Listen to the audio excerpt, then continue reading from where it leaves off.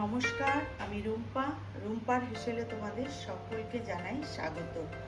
আজ আমি প্রতিদিনের মতো একটি রেসিপি নিয়ে চলে এসেছি। আজকে আমি যে রেসিপিটা তোমাদের মধ্যে শেয়ার করব সেটা হচ্ছে কুমড়োর শাকের রেসিপি। আজকে আমি কুমড়োর শাক মুসুর ডালের বড়া দিয়ে আমি রান্না করব খুবই হেলদিভাবে। যা গরম পড়েছে, তেল মশলা একদমই বেশি খেতে ভালো লাগে না, তাই আমি খুব হালকা করে খুবই সহজ পদ্ধতিতে আজকে আমি কুমড়োর শাকের রেসিপিটা তোমাদের মধ্যে শেয়ার করছি। তা ভালো লাগলে তোমরা রেসিপিটি প্রথম থেকে শেষ পর্যন্ত দেখো, ভালো লাগলে একটি লাইক করে দিও। তাহলে চলো দেরি না করে রেসিপিটি শুরু করা যাক। তার জন্য আমাকে সবার প্রথমে এই যে দেখো আমি মুসুরির ডাল বেটে নিয়েছি। এই মুসুরির ডালের মধ্যে আমি প্রথমে নুন আর হলুদ একটু মিশিয়ে নেব, কেননা প্রথমে আমি বড়াটা ভেজে নেব। আর আমি এই মুসুর ডালের মধ্যে কিন্তু দুটো কাঁচা লঙ্কা দিয়ে আমি বেটেছি।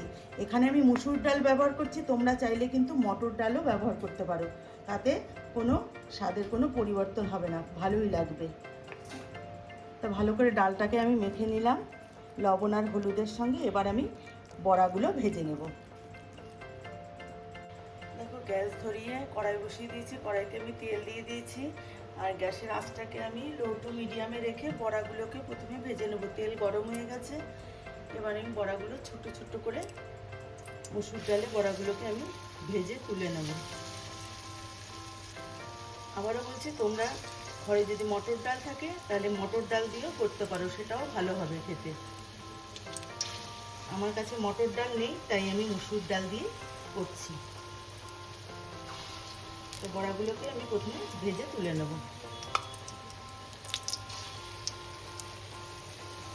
দেখো বড়াগুলোকে আমি ভেজে তুলে নিয়েছি।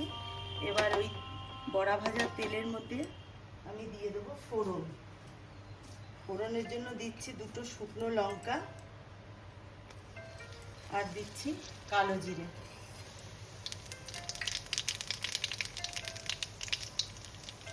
এবার আমি এর মধ্যে দেব সবার প্রথমে একটু হলুদ গুঁড়ো দিয়ে দিচ্ছি, তাহলে তেলটা গায়ে ছিটে আসবে না। প্রথমে আমি কেটে রাখা আলুটা দিচ্ছি।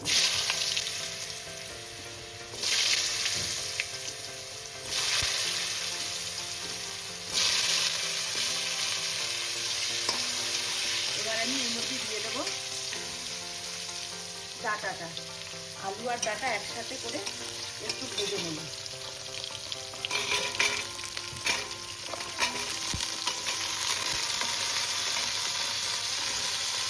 আমি এর মধ্যে শুধু আলুই ব্যবহার করছি, বড়া আর আলু কুমড়ো শাকের মধ্যে। এর মধ্যে আর কোনো মশলা পড়বে না, শুধু এই ফোড়নেই রান্নাটা হবে। এবার আমি এর মধ্যে পরিমাণ মতন হলুদ গুঁড়ো দিয়ে দেবো।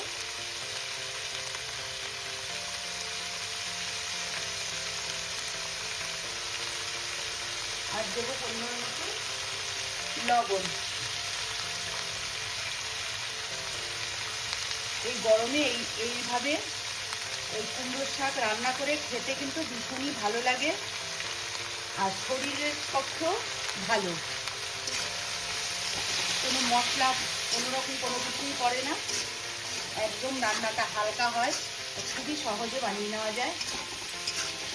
এই গরমে মনে হয় যত তাড়াতাড়ি আমরা রান্না করে গ্যাসের কাছ থেকে মানে আগুনের কাছ থেকে যত তাড়াতাড়ি রান্না করে বেরিয়ে আসা যায়, এই রকম রেসিপি কিন্তু এই গরমের জন্য একদমই পারফেক্ট। এবার আমি এর মধ্যে দেবো কেটে রাখা কাঁচা লঙ্কা।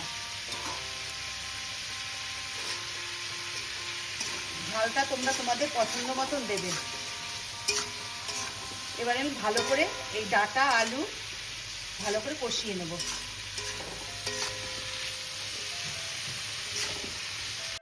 দেখো কুমড়োর ডাঁট আর আলুটা কিন্তু মোটামুটি ভাজা হয়ে গেছে। এবার আমি এর মধ্যে দিয়ে দেবো কেটে রাখা কুমড়োর শাকটা, পাতাগুলো। আমি এটা আলাদাভাবে দিলাম কেন, ডাঁটাটা একটু শক্ত, এই জন্য আগে আমি এটা ডাঁটা আর আলুটা একটু কষিয়ে নিলাম। এবার আমি পাতাটা দিয়ে দিলাম।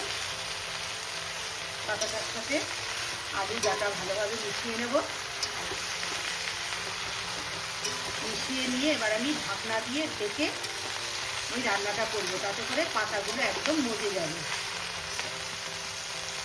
মজে দিয়ে যে জলটা ছাড়বে সেই জলেই কিন্তু রান্নাটা হয়ে যাবে। এই লাউ শাক আর কুমড়ো শাক যেটাই বলো না কেন, এটা কিন্তু আমাদের খাওয়া ভীষণই ভালো। যে কোনো সবুজ জাতীয় সবজি কিন্তু আমাদের খাওয়া ভীষণই ভালো। এর মধ্যে ভিটামিনে একদম ভরপুর থাকে, শরীর স্বাস্থ্যের পক্ষে খুবই ভালো। এবার আমি ঢাকনা দিয়ে ঢেকে দিচ্ছি, ঢেকে আমি রান্নাটা এবার করবো। ঢাকনাটা তুলে নিচ্ছি, আর আমি মাঝে কিন্তু 1-2 বার ঢাকনা তুলে আমি কিন্তু নেড়ে চেড়ে নিয়েছি, না হলে নিচে লেগে যেত বা পুড়ে যেত। দেখো যতটা জল ছেড়েছিল, পাতাগুলো কত সুন্দর মজে গেছে, আর যতটা জল ছেড়েছিল জলটাও টেনে গেছে।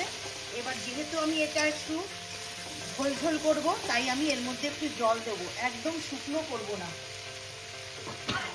এবার আমি এর মধ্যে একটু জল দিচ্ছি, এইটুকুনি জল দেবো, এতে আমার ডাঁটাটাও ভালো সিদ্ধ হয়ে যাবে। আর আমি এবার এর মধ্যে বড়াগুলো দিয়ে দেবো, আর বড়াটাও ভালো সিদ্ধ হয়ে এর মধ্যে ভালো তেল মশলা ঢুকে যাবে। আর মটর ডাল দিয়ে বড়া করলে কি হয় বন্ধুরা, মটর ডালের মধ্যে মটর ডালটা কিন্তু শক্ত হয় মটর ডালের বড়া, মুসুর ডালের বড়া কিন্তু খুব নরম হয়। এতে করে এর মধ্যে তেল মশলাটা খুব সুন্দর ঢুকে যাবে। এবার আমি আবার ঢাকনা দিয়ে ঢেকে মিনিট 10 রান্নাটা করে নেব।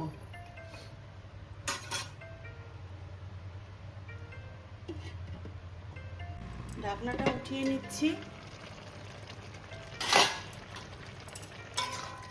দেখো রান্নাটা কিন্তু আমার হয়ে এসছে, আর বড়াগুলো দেখো ঝোল টেনে নিয়ে কতটা টপা টপা হয়ে গেছে। এবার আমি এইরকমই ঝোল ঝোল রাখবো একটু, আর বড়াতে বাদবাকি যে জলটা আছে এটাও টেনে নেবে। এবার আমি এর মধ্যে একটু দিয়ে দেবো মিষ্টি, যেহেতু শাক, যে কোনো শাক রান্নাতে আমি একটু মিষ্টি দিই, তাতে করে কিন্তু খেতে ভালো লাগে। চিনি দিয়ে দিলাম, এবার ভালো করে মিশিয়ে নেব। দেখো রান্নাটা কিন্তু আমার হয়ে গেছে। তো বন্ধুরা এইভাবে অবশ্যই বাড়িতে একবার ট্রাই করে দেখো, ভীষণই ভালো লাগে খেতে। কুমড়ো শাক এইভাবে ডালের বড়া দিয়ে রান্না করে, অন্য রকমভাবেই তো আমরা কুমড়ো শাক রান্না করে খাই, তবে ডালের বড়া দিয়ে এইভাবে একবার কুমড়ো শাক রান্না করে খেয়ে দেখো, অসম্ভব সুন্দর লাগে খেতে, অপূর্ব হয়। আমার হয়ে গেছে রান্নাটা, এবার আমি গ্যাসটা বন্ধ করে দেবো, দিয়ে একটা প্লেটে উঠিয়ে তোমাদেরকে দেখাচ্ছি। দেখো বন্ধুরা, মুসুর ডালের বড়া দিয়ে কুমড়ো শাকের রেসিপিটা আমার হয়ে গেছে, আমি নামিয়ে নিয়েছি একটা পাত্রে। তা আমি যেইভাবে রান্নাটা করলাম, তোমরা বাড়িতে ঠিক এইভাবে রান্নাটা করে খেয়ে আমাকে কমেন্টস করে জানাবে তোমাদের কেমন লাগলো। আশা করছি তোমাদেরও ভালো লাগবে। দেখো দেখতে কতটা লোভনীয় হয়েছে, কত সুন্দর লাগছে, রান্নার পরেও সবুজ ভাবটা রয়ে গেছে। তা এইরকম রান্নার পরে সবুজ ভাব যেই সবজিতে থাকে, মনে করবে সেই সব সবজি কিন্তু খাওয়া আমাদের শরীর স্বাস্থ্যের পক্ষে ভীষণই ভালো। তাহলে বন্ধুরা, রেসিপিটি যদি ভালো লাগে অবশ্যই একটা লাইক করে চ্যানেলটিকে সাবস্ক্রাইব করে আমার পাশে থেকে যেও। যারা ফেসবুক থেকে দেখছো, ফেসবুকের পেজটিকে অবশ্যই ফলো করে নিয়ে আমার পাশে থেকো। তাহলে ভিডিওটি আজকের মতন এখানেই শেষ করছি। ভালো থেকো, সুস্থ থেকো, নমস্কার।